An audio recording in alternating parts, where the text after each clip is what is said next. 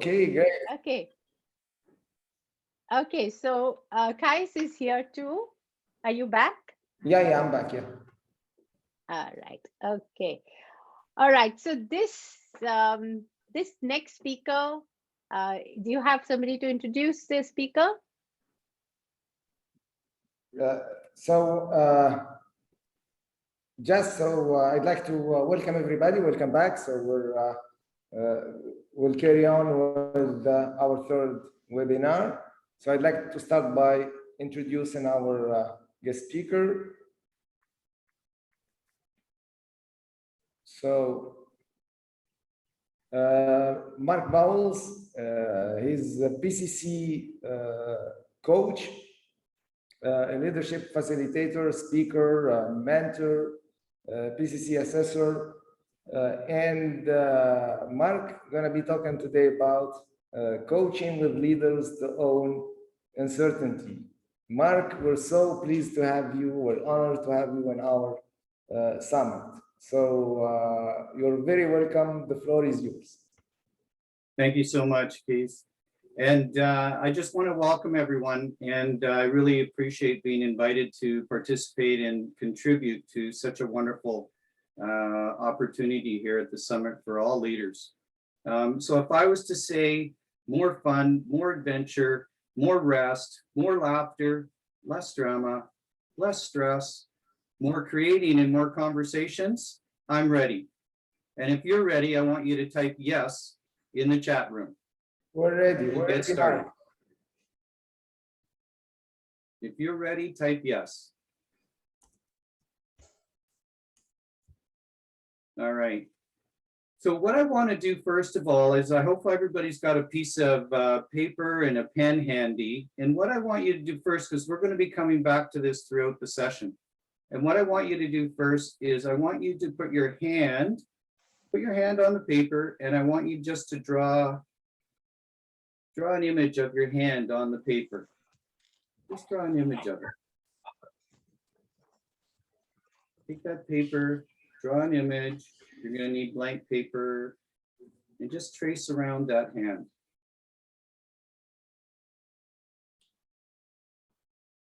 There we go. By the way, there's no judgment on artwork. There's no comparison, so we're good that way. Now what I want you to do is I want you to rotate your hand upside down and draw your hand out while it's upside down on that paper. Same page, Marc? You could use the same page or different pages. It's totally up to you. As long as you can see the 5 digits.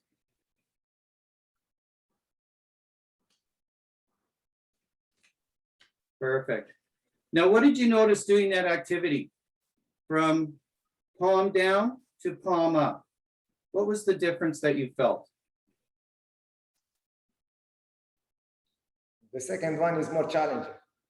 Second one was more challenging. Absolutely. I want you to think of this from the terms of welcome to uncertainty. There's going to be discomfort. We know that if we did put our hand down, upside down as a natural movement or did it on a consistent basis, it would become less challenging, more comfortable. We'd be okay in that space. So the idea is our entire lives, and this is so wonderful following just some of the previous presenters from yesterday and today, is the conversations around this mindset. And if we look through history, and we just saw that video, and we just heard some things, if we look through history, we've always been making changes. Things have always been uncertain, and we've always found a way as a human being to adjust, explore, and look at these. So the question becomes, all of a sudden, we use the word uncertainty or we use the word complex. And with leaders, we hear that, but yet rely on their strengths. They've done this to put themselves in a position to lead. They have managed themselves and their environments through this type of environment. So it's the skills they already have. So when we're coaching leaders, like we do and looking at it, is we want them to rely and we want to be able to take them back. So I'm going to take you through Oh, come on.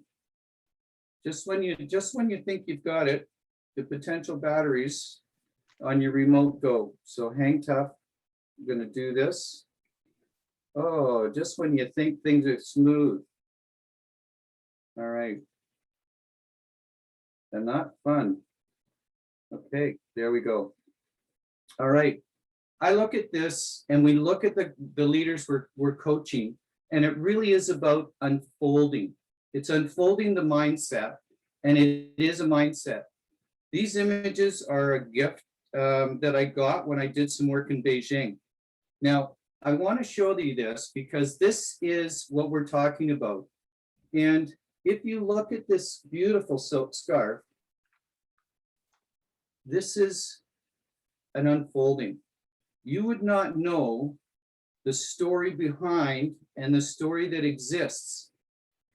Well, there's a picture wrapped up. You don't see that. So I want you to think of working with leaders and coaching leaders. It is an unfolding. And what is the story? Some people would say unpack, but what is the story behind the things that they talk about? So what we want to do is we want to be able to assess, and that mindset, and we've heard the word mindset, and it's that piece around who they need to be, as well as who do we need to be to explore what's the story? How do we unfold that story with leaders in these times of uncertainty? So we're going to go through a few things. I came across this quote, and I think it's so relevant to what we have right now, and I'll let you just read that and sit there and sort of process how important it is in terms of mindset.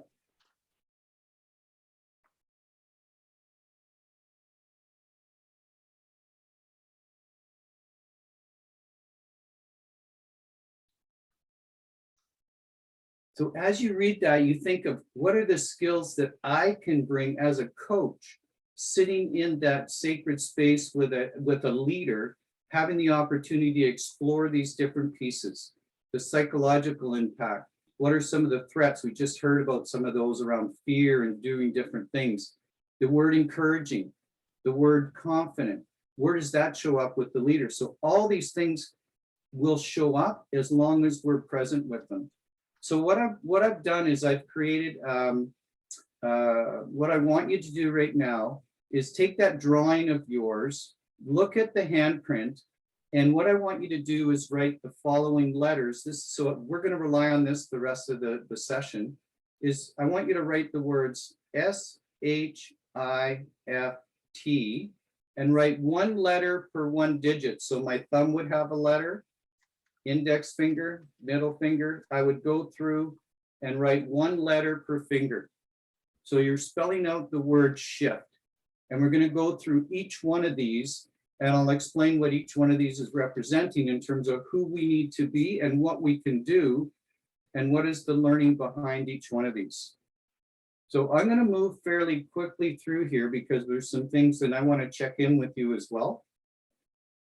So the first one is, I like to call it the sense advantage. And I do this because, you know, it's just how in tune are we, and I put some things up there, how in tune are we to the senses, and how do we bring them more curious about their senses? In my experience working globally is we have to be very cautious with leaders when we explore the senses, and when we use things such as, what are you, and quite often in North America, I hear a lot of people say, what are you feeling? Well, in some cultures that I've worked with, that's a no-go. It's not about what's the feeling, and I want you to think about it and take them to a place. Most people have got a favorite restaurant, a coffee shop. Think about the senses. When I was in New Zealand, I needed my allergies were bad. So I came across and went to get some Chinese medicine. And you think about the look. So the taste of the medicine itself, the smell of the medicine, my sight with the brilliant colors, the touch of the texture of everything. And you just look at all the senses are activated through this. So when you're working with leaders, think about, rather than saying, what are you feeling? through this complexity or this uncertainty, it may be asking the question. This was from Dr. Claire Beckett McElroy. And it was just a brilliant question, and it's transformed so many conversations with leaders. Is what are you experiencing at this time? And so you may need to go to, so tell me a little bit, what's your favorite restaurant? What do you notice about it? Get them to talk about the sights, the smells, what they hear in the restaurant, the atmosphere in the restaurant. What is the sensation when they're in their restaurant? What is it? What are they noticing in the restaurant? It may be a question around, what do you want your customers or your clients to experience? Get them talking about experiences before bringing it back to them. It may be it's a lot more comfortable for some leaders that are challenged to talk about the feelings they have, but by taking them to those places through the journey of experiences. And as you can already tell, I love images, and I find that images work around the globe in terms of starting conversations. And so help them. What's that sixth sense that we have? What are you hearing, that intuition, that sense advantage that we have? So having those senses sharp, it requires being alert. It requires, and we've heard things around presence. I'm not going to talk about presence from here through this, but believe me, I could go on about presence for hours on end, because it's just so important for both us and how are the leaders, how their presence and how they show up during this piece. So that's the first. That's S, as in sense advantage, something to be aware of. And we may ask them, what's a time when you should have listened to your intuition, to your instincts, rather than being so objective? Get into that place of curiosity to help them. If we demonstrate the curiosity from the front of the room, so to speak, sitting in the chair, we want them to experience what that relentless curiosity is for them, to help transfer that through. And by just being that, we connect with their senses and we help them connect with it. And Amanda Blake has written a wonderful book, Your Body is Your Brain. And it's so true when you go through and you sharpen your senses.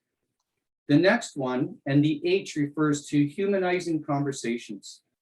And this is about hearing and listening. And we know that from so much work in coaching, but it's humanizing the conversations. And the one thing we know from as a human being is it's so important is connection, a sense of belonging, and that feeling of worth.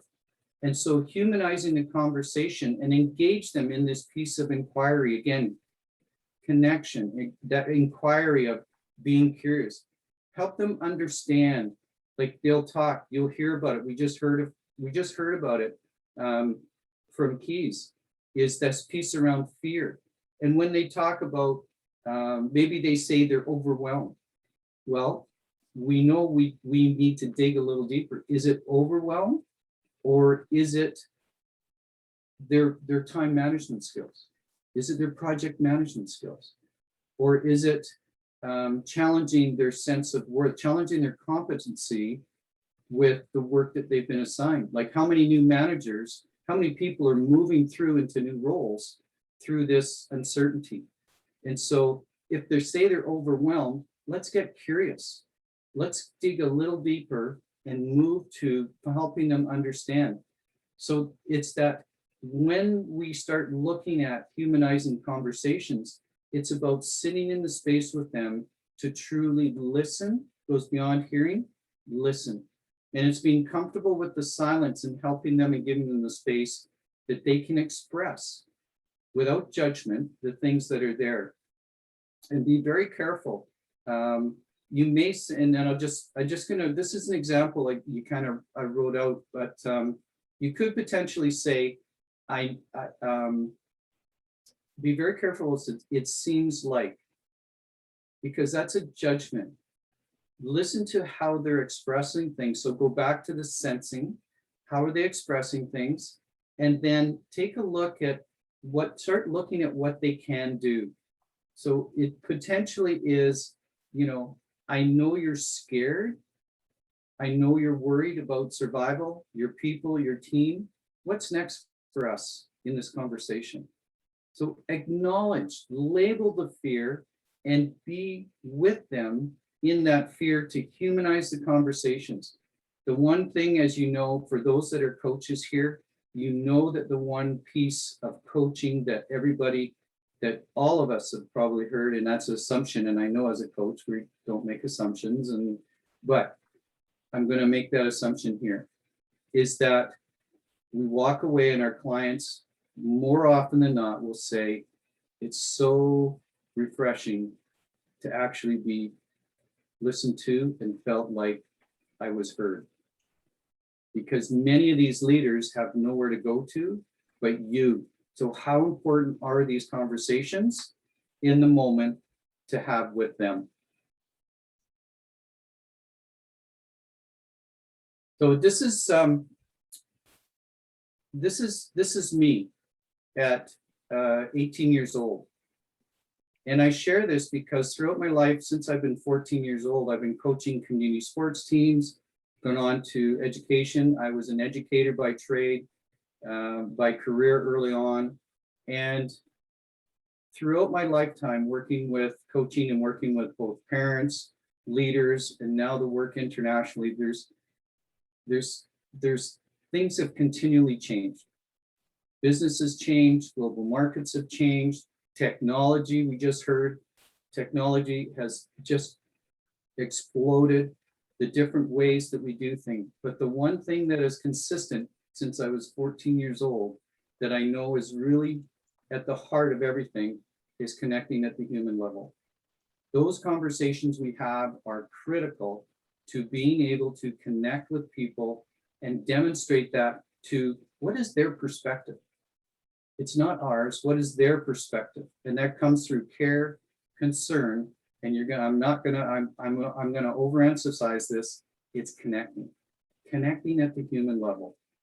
And it is about evoking some curiosity, thinking about what does this leader truly care about? As you listen to them, what is the important part? And yesterday we heard about values. We heard about some things around values. And I know Denice talked about the importance of values as well. And where do those values reside? What is it around those values? What's concerning them most about, right? About this. What are they most frightened of? Or what are the things that trigger emotions in you? What are the things that trigger you to step away from being calm and present? Let's explore those things. So it's, again, it's what are assumptions? And that's where we get into how do we know that's a truth? What are the assumptions that many leaders make during the uncertainty, especially around well, I think they are. I'm assuming they are. Well, how do we check that?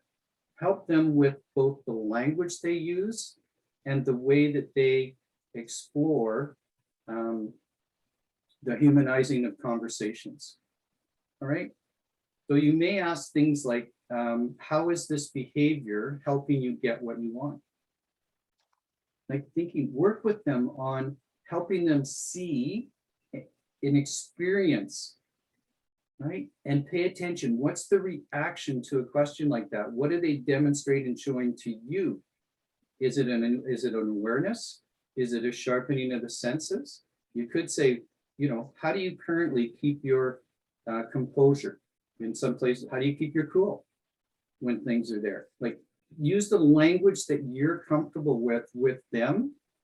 And how do you keep your curiosity when things are uncertain? How do you put your spidey sense curiosity up? What's the meter? Where's your curiosity meter right now? In the middle? Is it 0 out of 10? Like where are we with that curiosity meter? And look for patterns of thinking. And when we start looking at this, when do those patterns show up? Is it think about them in terms of energy?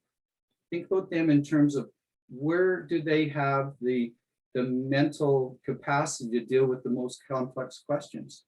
This is one I've worked with different leaders and recently had a contract with our Canadian military. And you're talking about people as generals, and you're talking about getting them in touch with who they are, and that's self-worth. And they must know all the answers. So it's a lot of work we need to do to get them comfortable to explore these pieces around where do they make the best decisions. Is it, they may be in the morning, they may afternoon, they may be evening. Where do these things happen for them where they notice? Get them in touch so they can, it's intentional, repeated behaviors of when they shine the most. Get them to play in the sandbox, as I say, of where it is most relevant for them. So I just want to check in before we carry on. Questions, any questions? Or I should say, that's a bad closed questions. I should say, what questions do you have for me at this point? Anyone? I'll check the, I'm going to check the chat. So far, everything is yes. We're good to go. Carry on. Gusts up to 900 kilometers an hour. We're ready. Ready for takeoff, ready for launch. Okay, no questions. I'm not seeing any. All right. Okay. Boy, I'm liking this. Just give me all the space to chat. So this is good. You got me locked in for a short period of time. Okay, let's sorry, I'm having a little, you talk about technology issues, that would be me this morning. Wow. All right. There we go. So the I stands for innovation. It is really around touch. And when we think about innovation, it really is creating new ways of working together. So again, go back in history.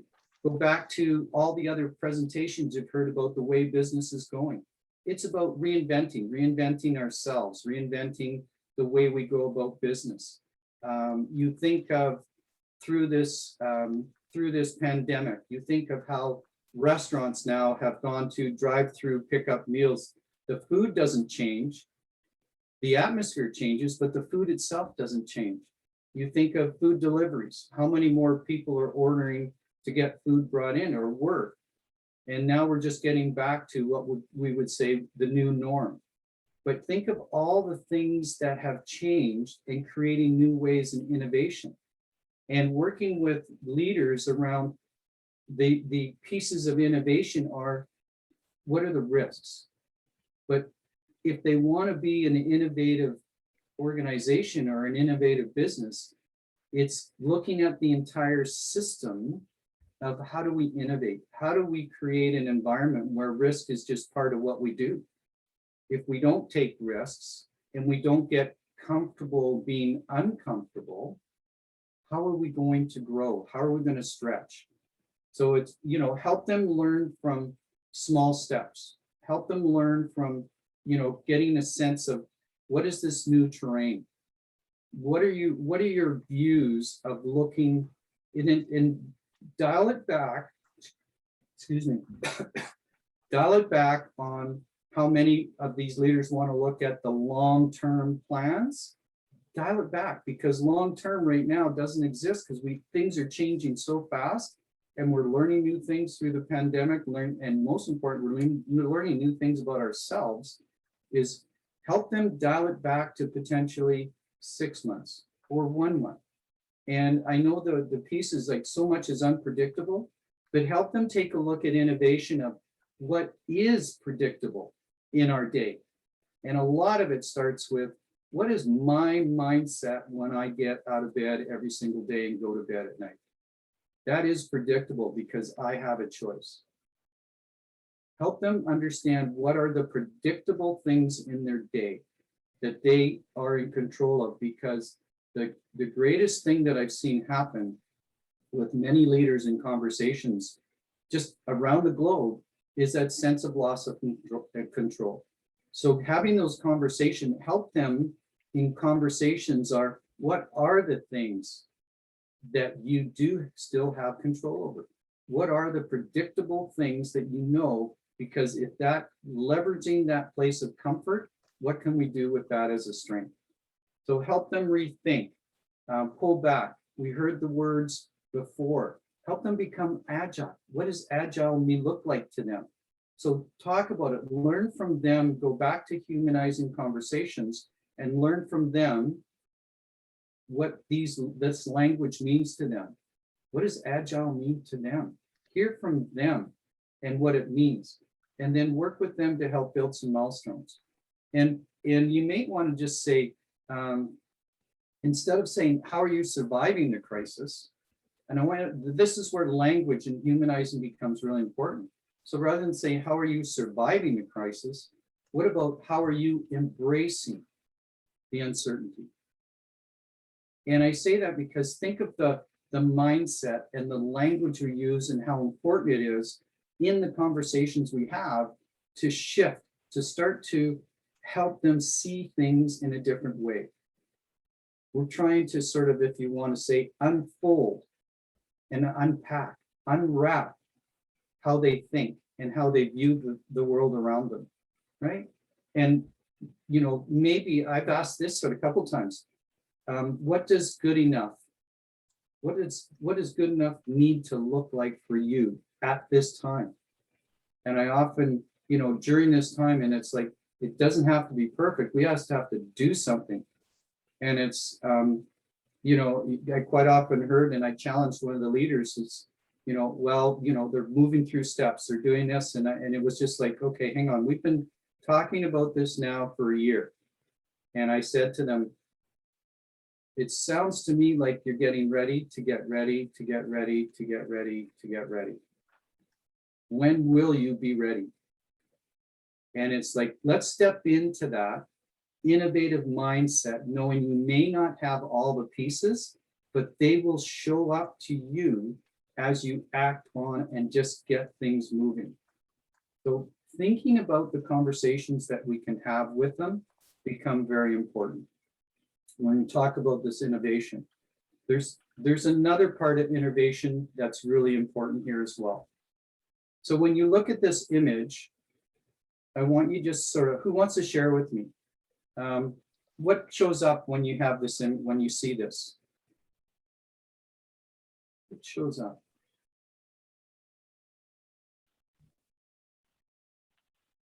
Anyone? You can type in the chat. What shows up when you see this?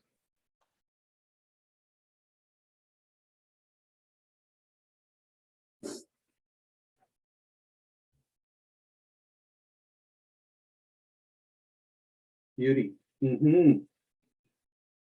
Yeah. Anything else? Sitting quietly. Yeah. Love that bench. Seasons, changing seasons, color. The empty chair. All right. Wonderful. I share this because this is something I want you to think of when we're innovating and working with these leaders. This is where sometimes the metaphors and analogy can be powerful. I'm going to step back into a little bit of my biology degree from getting my teaching certificate. Is one of the things we know about these types of trees is the reason they lose their leaves. Through the spring and summer, the nutrients come through the roots and it's feeding the leaves on the tree and providing nutrients, richness for the tree. During the change of seasons, the tree senses, and like it's just like us. They sense a change. They sense a season. What they do is they send different chemicals through to the end of the branches where they actually cut off the leaves and they fall, thus preserving the energy to help them make it through the winter season. And I share this because when we're working with leaders with all the uncertainty, it's what are the things they're carrying that are weighing them down? What are the conversations we need to have with them to cut off things that no longer serve them? So having those conversations around, and I've used this metaphor with a couple of the leaders I've worked with. What are the things? The other thing is, you know, if you took a couple glasses of water and held them out, hold that water out, take 2 glasses, and I want you to try this at home when you get a chance. Not right now because you'll spill on your computer. But take a look at those glasses. See how long you can hang on to those glasses just holding it out in front. What you'll notice is in time, it's not the weight of the glasses. It's the time that you hang on to those that creates the uncomfort and discomfort within you. And it's the same thing with this tree and the leaves. It's what do we need to let go of when we start thinking about innovation? It's how do we shift from what we do know to what we don't know, to be curious, to explore what can we do with this open space, and helping them let go of old ways to look at what are some different ways to look at things. We may not use the word new. Get to touch with them. What are some different ways that we can explore this? Have some fun with them. Use some pictures, use some images. What does this tell you? Get into their head of how they think and process, and play with that idea a little bit.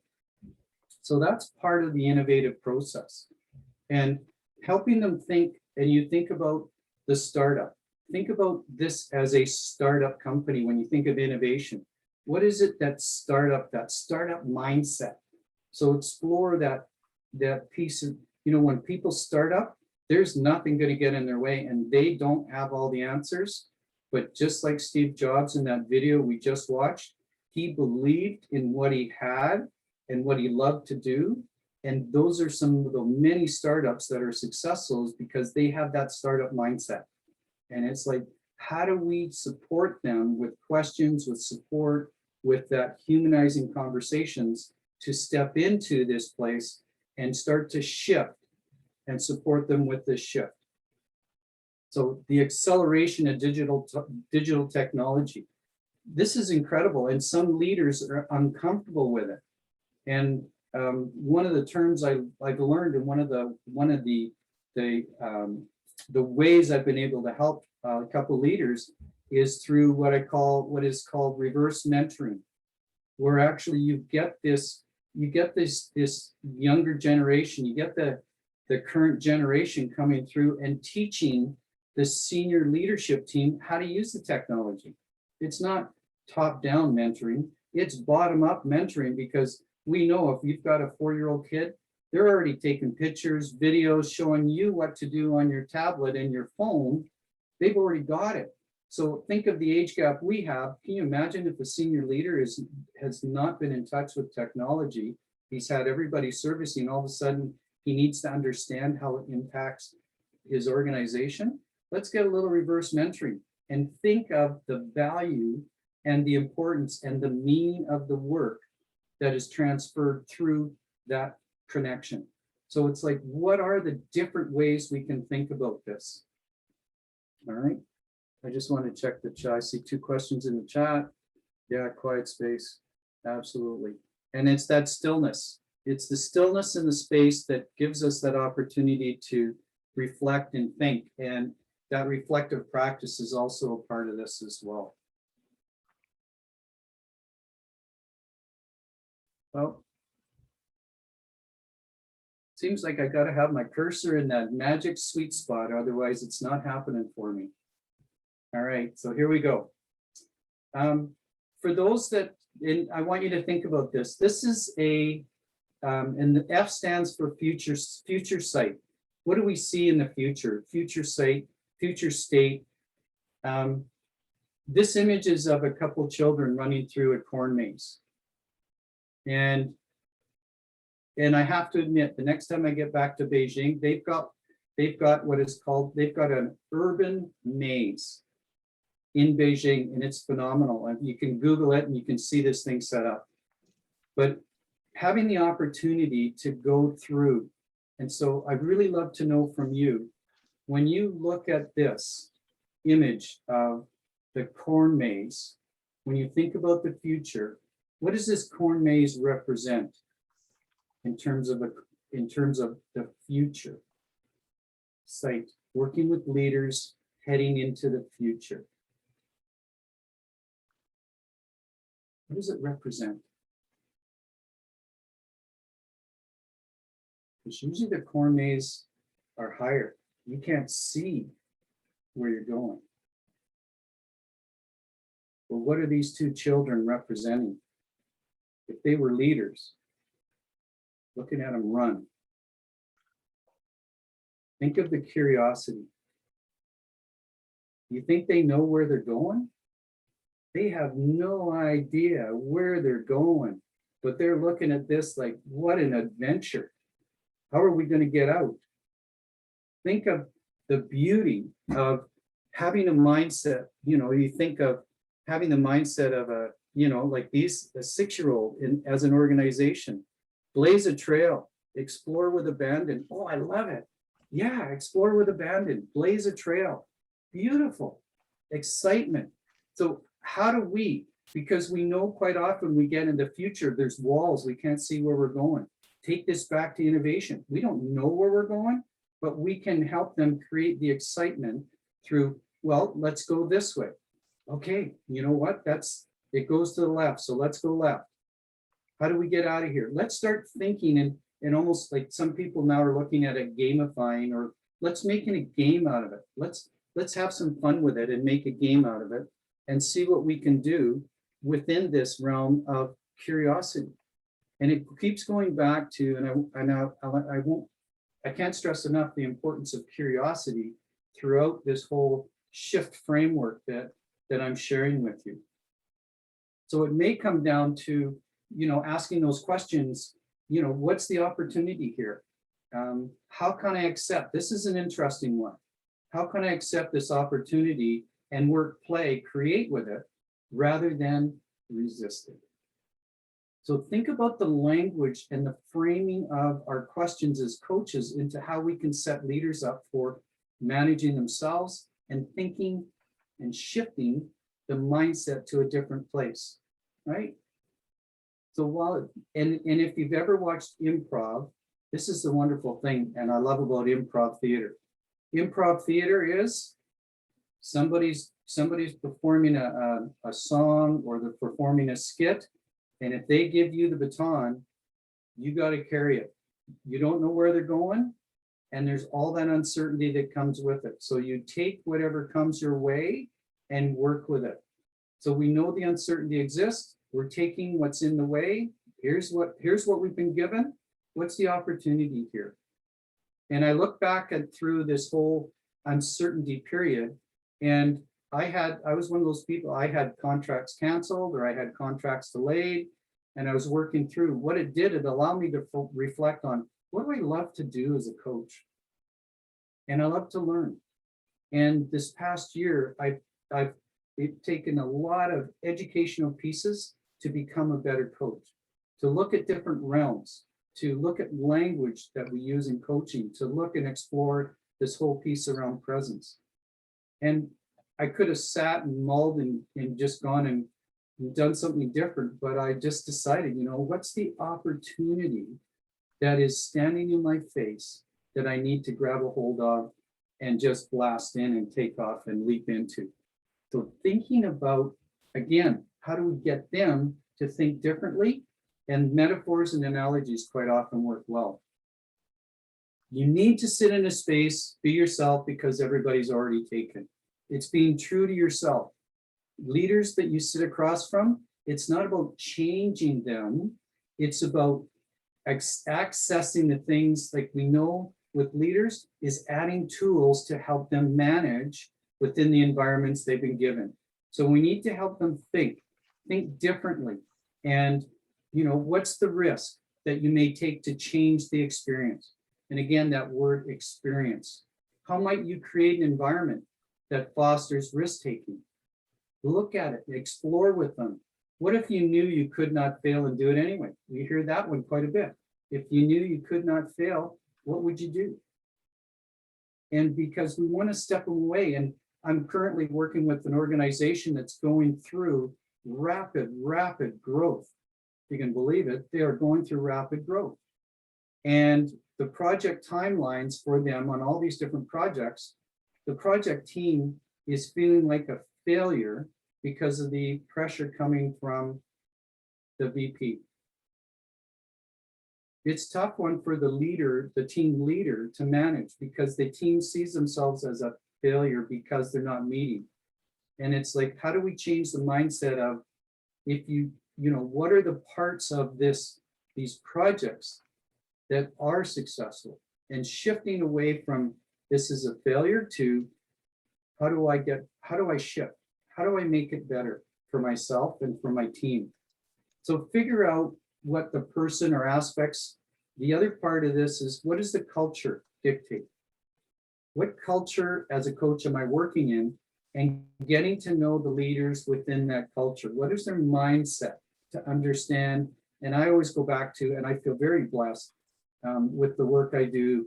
I've always asked myself, who do I need to be for this leader, with non-judgment in regards to the culture that they're coming from? And what do I need to understand about the leadership frameworks within this culture? And looking at the role that we play within the whole thing. So the T stands for timeless. And an expression we quite often use is, when we see a movement created, it's like everybody, I see you drank the Kool-Aid as well. So it's drinking the Kool-Aid of timeless in a shift, and helping these leaders embrace the change because it's all around us, be truthful about their future. So sitting in, having conversations about being respectful of what is truth, what are the truths, what is the reality, and having the conversations with them. And I will challenge them on the reality of implementing certain things based on the resources. I would challenge them. So be truthful, live into their values. And we talk about that, is how is that value how is it showing up congruent with how you show up? What are those things? And to be grateful. Got a couple more, and then I want to do a little activity here. So this uncertainty is embraced. It's a mindset that we want to get through. And it's helped them, what is the direction they're headed? So think of the questions in a new direction. What are the skills they need to be successful? Explore that with them. How do we lead? And again, we do this together.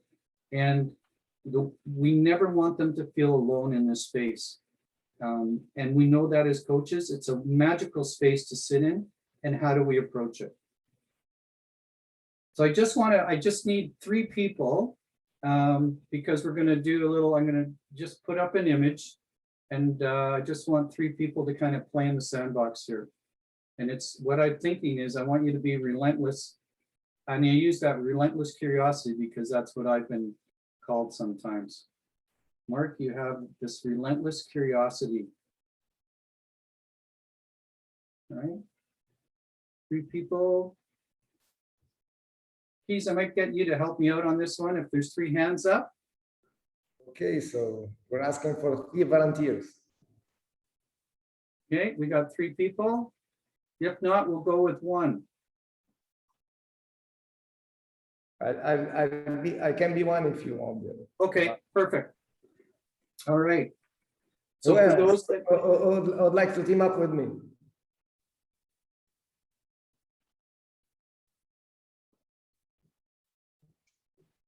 We'll go with 1. I'm just looking at the clock here. We'll go with 1. Okay, great. Okay. So here's the image. So what I want you to do is, I want you to ask me 1 question about, because you're by yourself, I'll give you 3 questions, seeing as that was the idea. And I want you to come from a place of curiosity, to want to know what my thinking is of this image. That makes sense? So I ask you a question exactly about what, Marc, sorry for that. Yeah, you'll see in a minute. You're going to ask me a question great. About the image. Okay, no problem. There's the image.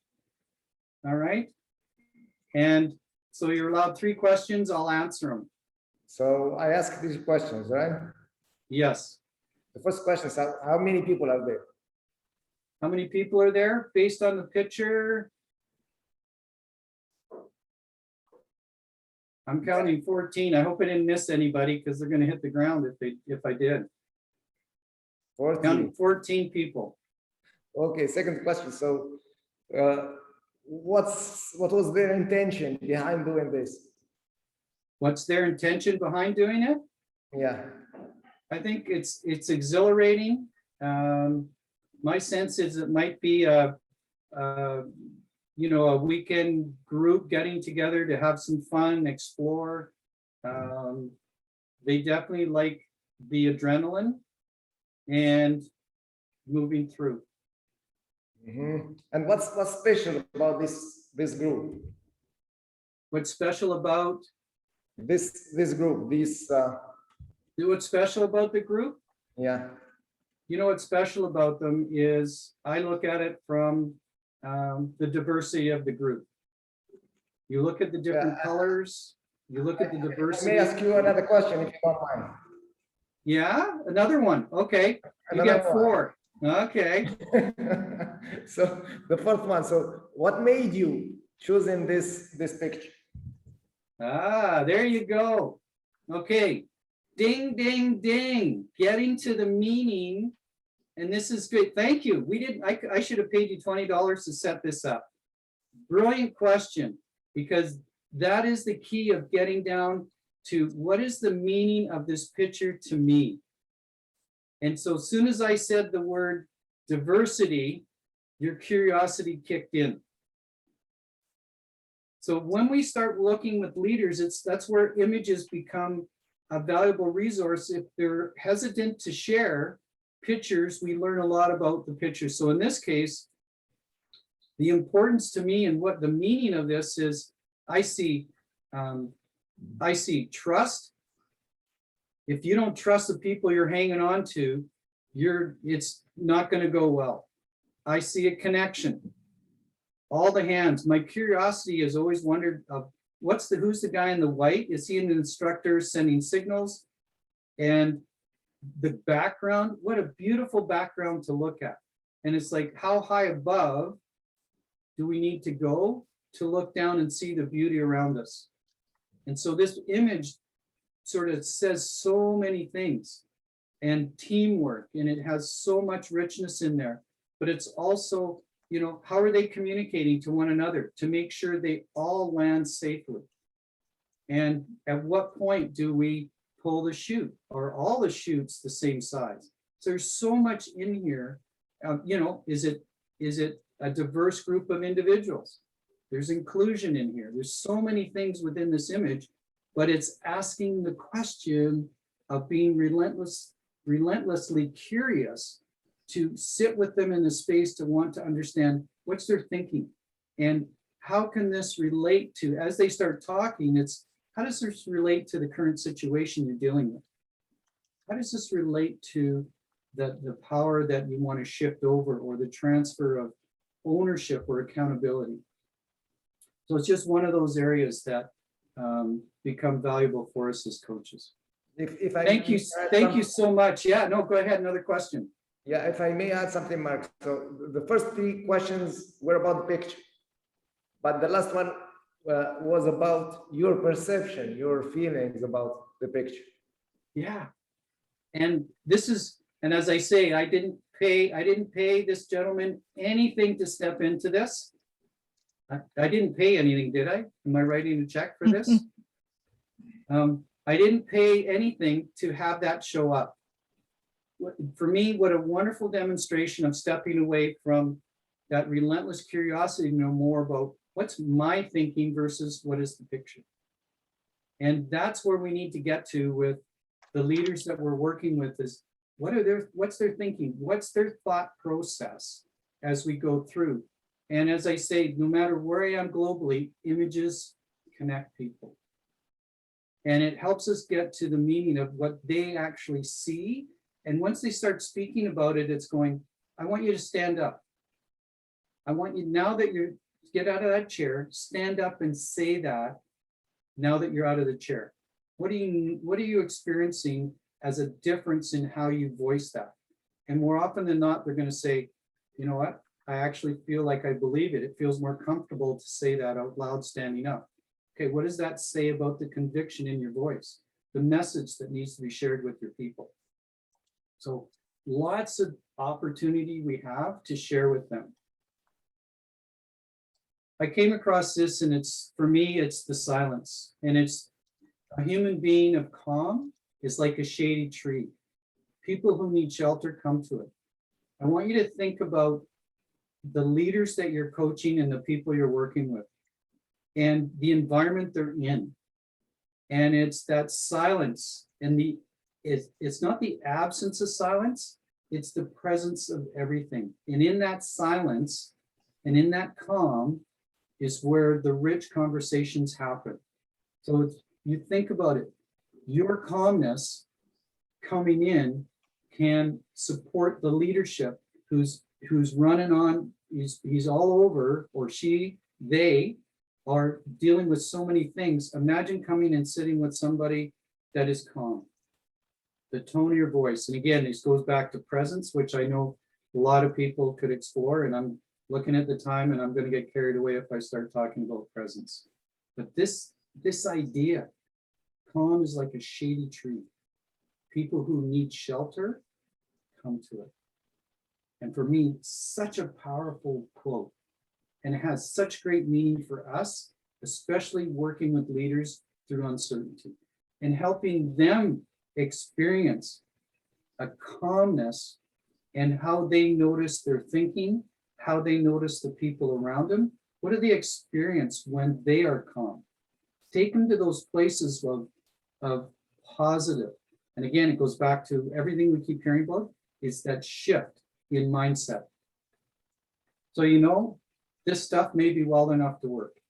We don't know that, but it may be wild enough to work. And we just have to try.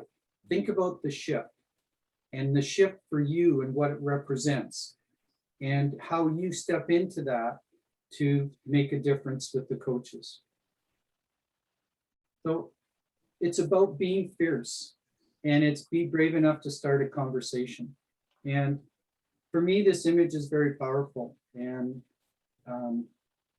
there's a story of, and it may be a fable, but it just lands so well because so much of what we have is here. And it's about this rabbi who was always had an answer for everything. And these two little mischievous boys wanted to change that with the rabbi. They wanted to get him with the wrong answer. He always had the answers. And so they came up with this plan. And they said, we've got a plan. Let's get a bird. And if the rabbi says it's alive, we'll squish it. If he says it's dead, we'll let it fly away. And the rabbi stood there, and the boys were looking at him. They said, what's the answer? And the rabbi stood there and said, the answer, my friends, is in your hand. And I want you to think about the shift and how from the start we wrote the word shift on your hands, and taking some of these pieces, taking this and thinking about the answers and how we transfer the answers from our hands to those we lead. And it's about having a different lens.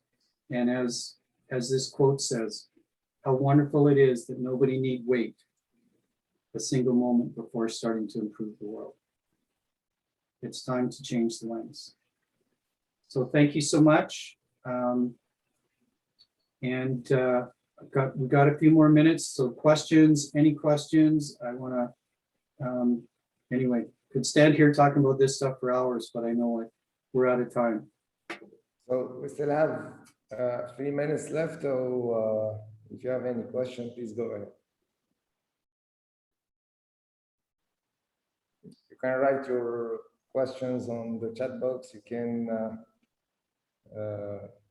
just word your question. Up to you guys. Beautiful job, Marc. So much provocative perspective. Yes, indeed, Denice.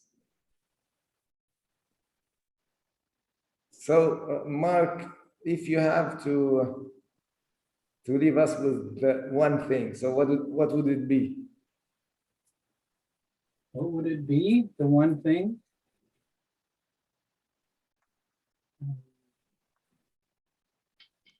Well, like you asked one more question, so I might take two.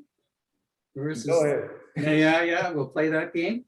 I'd say consider how you shift the conversations. And then the other one is just remember, it's in your hands. Like you have the power, you have the gift. I like that analogy. I like that analogy. Powerful, Marc.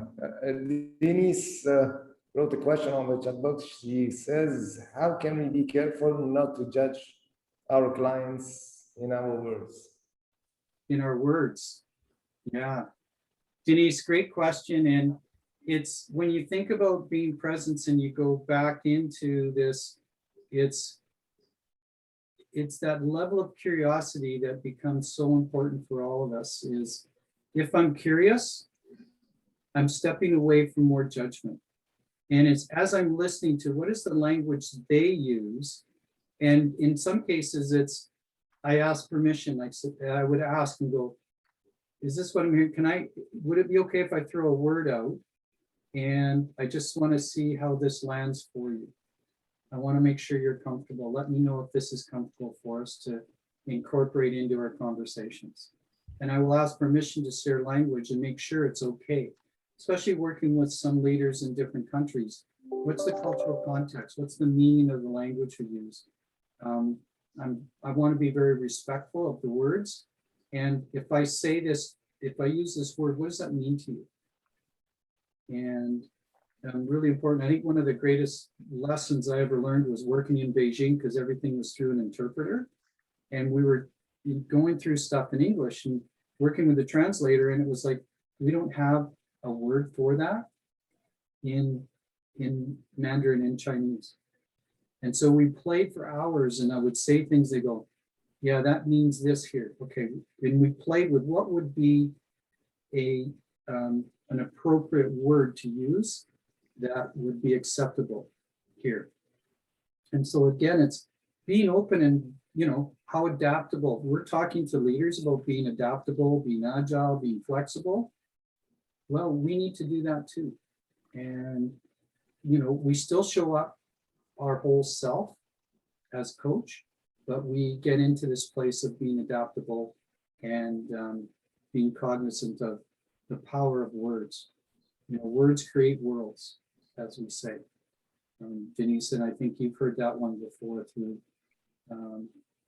Margaret Wheatley, all right? Or from Judith Glazer. Yeah. Thank you, Marc. I think with this, we came to the end of our third webinar for today. So a lot of insights, deep thoughts. Really enjoyed the webinar. It's really so empowering. I thank you so much for that. So many applause for you, Marc, on this wonderful presentation. And my also thanks go to everyone here that stayed with us till the last webinar of today. So thank you all for being here. Thank you all for creating this, I shall say, success altogether. So just being together is in itself a great success. So thank you all. And before I let you go, just reminding you of our 3 webinars for tomorrow. So we'll carry on. We'll continue with our summit. We'll be having 3 powerful presentations also. We'll start with Avni Martin on the art and the soul of trust, what kills it and what makes it. And then we move to the second webinar with Nader Bechini, talking about measuring the ROI of leadership development. And then with Marcia, Reynolds, talking about how to use your presence in conversations to create trust and safety. So I hope to see you there tomorrow. Thank you all, and enjoy the rest of your day. See you tomorrow. Bye, everybody. Bye, everyone.